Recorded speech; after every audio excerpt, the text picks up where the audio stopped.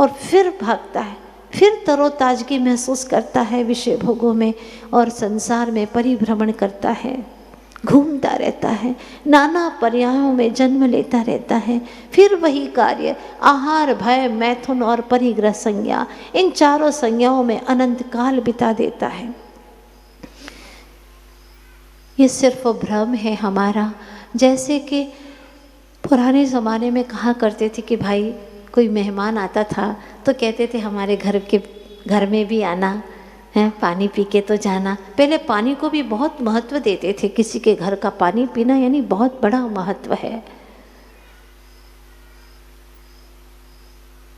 अब तो और बड़ी बड़ी चीज़ों का भी कोई महत्व नहीं है, चाय नाश्ता कुछ नहीं है, सब औपचारिक तौर पर है, वो अंतरंग में प्रेम नहीं है। तो प्रेम से कहते थे कि हमारे घर का पानी पी लो। घर का किसी का पानी होता है क्या? कभी सोचा आपने? हाँ, किसी के घर का पानी होता है क्या?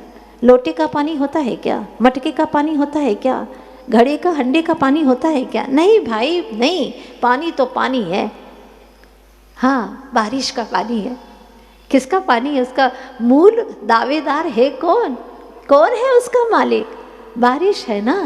बस वो गिरा, कभी नदी में गया तो कहते हैं नदी का पानी है, हाँ, कभी कहते कुएं का पानी है, कभी कहते हैं कि यह बारिश का हमने पानी संचित किया था, एक टंकी का पानी है। ये सब तुम्हारी सोच है, मूल तो एक ही है। इसका जो स्रोत है वह बादलों से झरना है पानी का।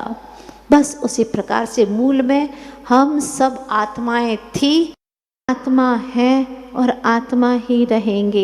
ये तो भिन्न भिन्न घड़ों का पानी, मटके का पानी आदि आदि जो कह रहे हैं, उस शरीर में आ गए तो बस वही नाम हम देने लगे कि हम वहाँ के हैं, वो नाम है हमारा, वो घर है हमारा।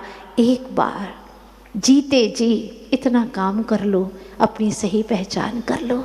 अगर बच्चा 2 साल का हो जाए और अपनी पहचान न करे तो माँ बाप को बहुत दुख लगता है कि पहचानता ही नहीं है, कैसी बुद्धि है उसकी, इसकी बुद्धि अच्छी नहीं है, अभी तक पहचानता ही नहीं है।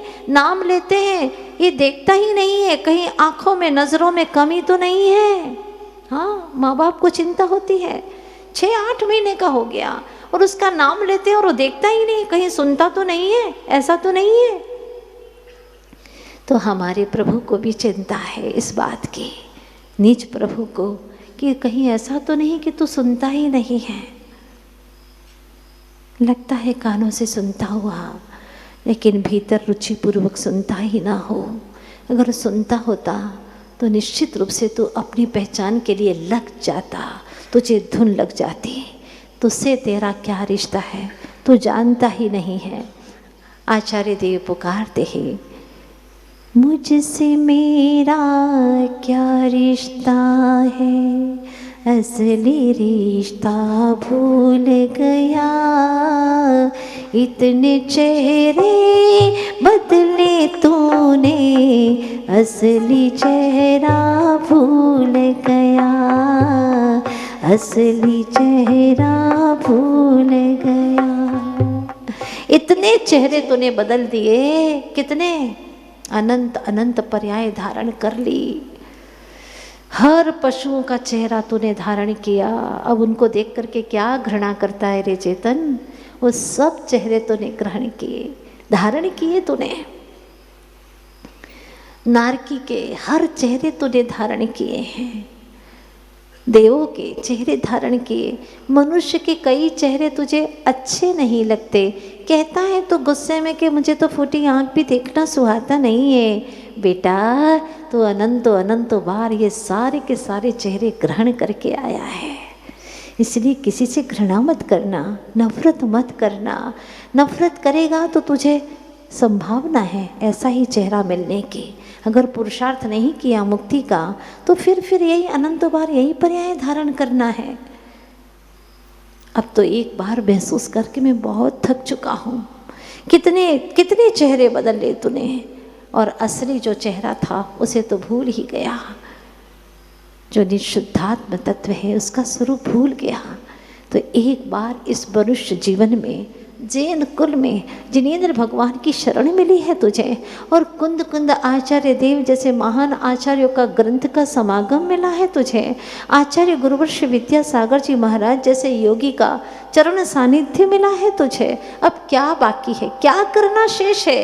बस रुचि जगाना शेष है। इधर उधर घूमना अच्छा लगता है पर अपनी आत्मकथा नहीं सुनता। एक दिन की छुट्टी हो जाती है, अवकाश मिल जाता है, कल रक्षाबंधन था तो इधर उधर भागने में मन लग जाता है। हाँ, भाग जाता है इधर उधर घूमने के लिए। इतना घूम लिया, तीनों लोकों में कोई भी क्षेत्र, एक भी क्षेत्र, एक प्रदेश भी ऐसा नहीं बचा जहाँ तूने अनंत बार जन्म न लिया हो। अब कहाँ घूमना चाहता है, क्या देखना चाहता है, क्या है देखने योग्य? सच पूछो तो दुनिया में तीन लोक में देखने योग्य कुछ है ही नहीं। अगर देखने योग्य कुछ है तो देखनहारा निज आत्म तत्व ही है, जिसको अनंत काल से तूने देखा ही नहीं। बाकी तो हर चीज़ें देखी हैं, अनंतों बार उठा पटक किया है तूने। कोई नई बात नहीं है, कोई ऐसा पदार्थ नहीं जो तूने न खाया हो। सब खा लिए, सब भोग लिए, और फिर और कोई छोर नहीं है। ऐसे महान महिमावंत आत्मा को दिखाने का वादा किया है। आओगे ना उन भगवान की शरण में?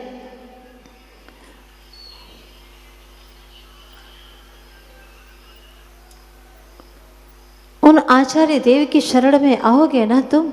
वो दिखा रहे हैं, अनादिकाल से जिसको तुमने नहीं देखा उसको दिखाने वाले हैं। हाँ, जैसे कि यहाँ पर से घोषणा हो जाए कि कल एक अद्भुत चीज दिखाई जाएगी। हाँ, प्रोजेक्टर लगेगा, उससे अद्भुत चीज दिखाई जाएगी, देखने के लिए आ जाएंगे। और यहाँ आचार्य भगवान 2000 वर्ष पहले से पुकार रहे, मैं दिखाऊंगा। कितने वर्ष पहले? 2000 वर्ष पहले से कह रहे हैं, मैं दिखाऊंगा दिखाऊंगा। कहूंगा भी नहीं कह रहे हैं, पहले गाथा में कहा था कहूंगा, अब कहते दिखाऊंगा, और साक्षात्करण हो गया। मैं दिखाने वाला हूँ अपने वैभव से। पर तुम जब तक अपने वैभव के कपाट नहीं खोलोगे तब तक तुम्हें दिखने वाला नहीं है, नहीं दिखेगा। मैं तो अपने वैभव से दिखाऊंगा, लेकिन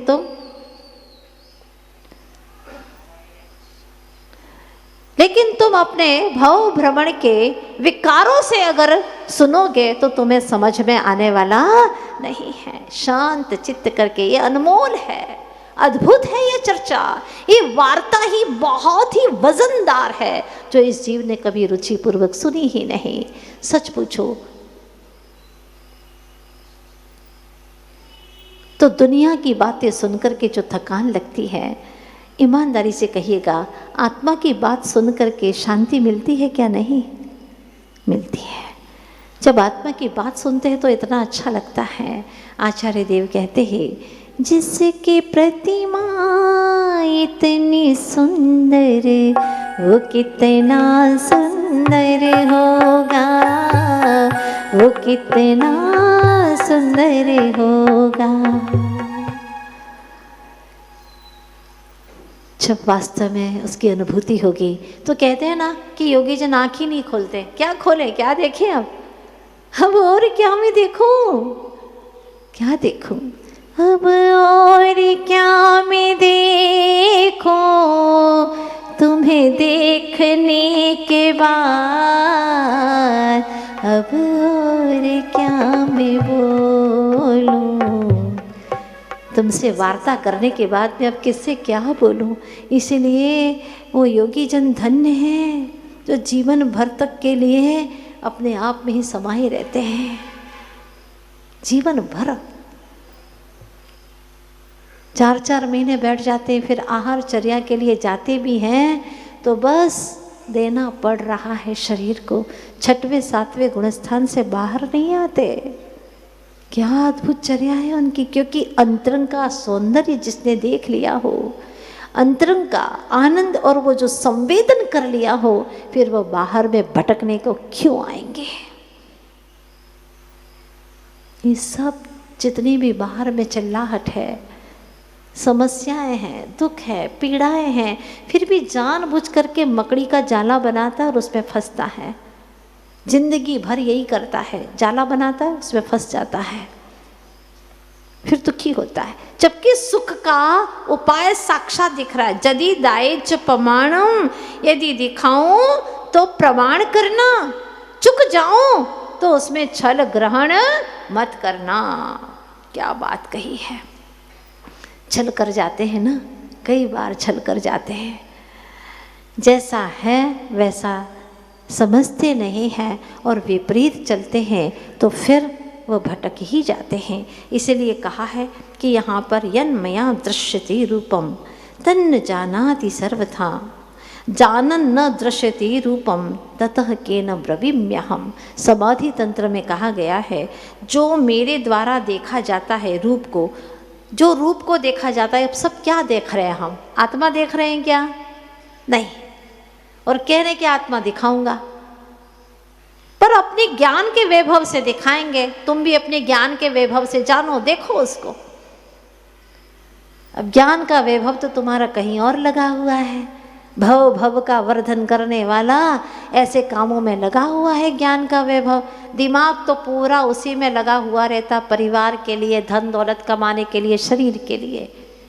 अगर ज्ञान धन आत्मा में लग गया होता, आनंद आ जाता।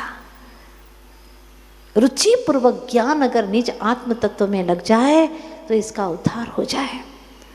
तो जितना कमाने के लिए आप पैनी दृष्टि से सोचते हो ना, क्या इतनी पैनी दृष्टि से ही उसका लक्षांश व भाग भी अगर आप अपनी आत्मा के लिए लगा लो तो आचार्य कहते एक न एक दिन तुम्हारा सौभाग्य जागृत हो जाएगा। क्यों नहीं होता? क्योंकि रुचि नहीं है। तो आचार्य यही कहते हैं कि यदि एक पर्याय में तो ब्रह्म स्वरूप के अंदर अपनी पूरी संवेदना को लगा ले, अपने पूरा पुरुषार्थ कर ले, एक पर्याय को ब्रह्म स्वरूप में लगा दे तो तेरा अनंत काल का भ्रम नियम से मिट जाएगा। और आगे कहते हैं अंतर्मूर्ति लगा ले चल, लेकिन तीव्रता से पुरुषार्थ करके लगा ले, तेरे अनंत काल का जो भ्रम जाल है वो सारा कट जाएगा, सब जाल कट जाएगा तेरा।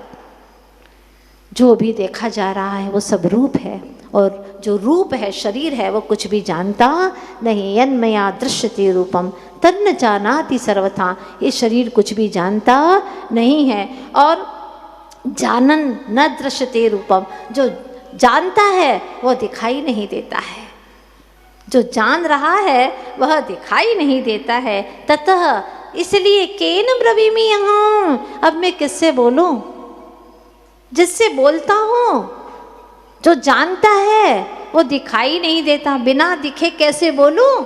और जो दिखाई दे रहा है वो जानता नहीं है, तो किससे बोलूं? क्या बात कही है।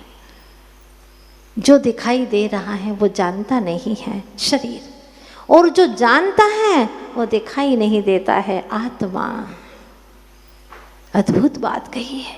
और दिन भर बात करते, पागल होता है ना, वो क्या करता है? ऐसी कुछ भी बोलता रहता है, अकेले में बोलता रहता है। तो ये सब पागल की क्रियाएं हैं, सब पागल की क्रियाएं। नहीं दिखाई देता फिर भी बोले जा रहे, बोले जा रहे, बोले जा रहे। पागल नहीं है तो और क्या है? दिखाई दे रहा है क्या? जो जानने वाला आत्मा है वो दिखाई दे रहा है? नहीं। तो फिर किससे बोल रहे हो? ये शरीर तो कुछ जानता ही नहीं है, ये तो जड़ है, अचेतन है। किससे बोल रहे हो? क्यों बोल रहे हो? प्रश्न बहुत जबरदस्त है। ततः केन ब्रवीमि अहम्, तो फिर मैं किससे बोलूं? फिर भी बोले जा रहे हैं। कम से कम बोलते वक्त इन पंक्तियों को याद तो कर लेना कि मैं क्यों बोल रहा हूँ, किससे बोल रहा हूँ। अनर्थक बोल रहा हूँ, अनंत काल से कितना बोल चुका प्रभो, अब तो विराम हो। विरम विरम बाह्यादि पदार्थे, बाह्य पदार्थों में मेरा विराम हो, ये दौड़ धूप मेरी समाप्त हो जाए। बहुत अद्भुत विषय है। ऐसी पवित्र गाथाओं से बाहर निकलने को उपयोग चाहता ही नहीं, ऐसा लगता है उपयोग इसी में रमा रहे। कम से कम अशुभ में तो उपयोग जाएगा ही नहीं, शुभोपयोग में तल्लीन रहेगा। और शुभोपयोग से सारे मार्ग खुलेंगे। एक दिन वह दशा भी प्राप्त होगी इस जीव को जब शुद्धोपयोग में पहुंचेगा और शुद्धोपयोग का फल मिलेगा केवल ज्ञान स्वरूप। सादी अनंत काल तक के लिए अपने शुद्धत्व का अनुभव करेंगे। वह शुभ दशा, पवित्र दशा अवश्य प्राप्त होगी। बस मार्ग से च्युत मत होना। सारे काम छोड़ करके बस कम से कम अंतर मुहूर्त के लिए, पौन घंटे के लिए आत्मकथा का श्रवण अवश्य करिएगा। अद्भुत कथा है यहाँ, जिसमें कोई राजा रानी की कहानी नहीं है, सिर्फ मेरी कथा है। और सुनने में भी रुचि लग रही है ना? बोलो भव्य जीवों, रुचि लग रही है कि नहीं? थकान तो नहीं लग रही है ना? मतलब आपका यह निकट भविष्य बहुत अच्छा है। दुनिया के काम आते रोक देना। पौन घंटे के लिए अब और दूसरा काम नहीं करेंगे, पौन घंटा तो स्वयं के लिए देंगे। ऐसी भावना जगाइए।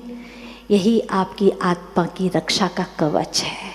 बाहर में आपने धागा बांध दिया, इससे आत्मा की कोई रक्षा नहीं होने वाली, आप बखूबी जानते हैं। आत्मा का रक्षा कवच तो परिणामों की विशुद्धि ही है। जितनी परिणामों की विशुद्धि होगी उतना ही आत्मा का रक्षा कवच मजबूत होगा, कर्मों का प्रवेश भीतर न हो पाएगा।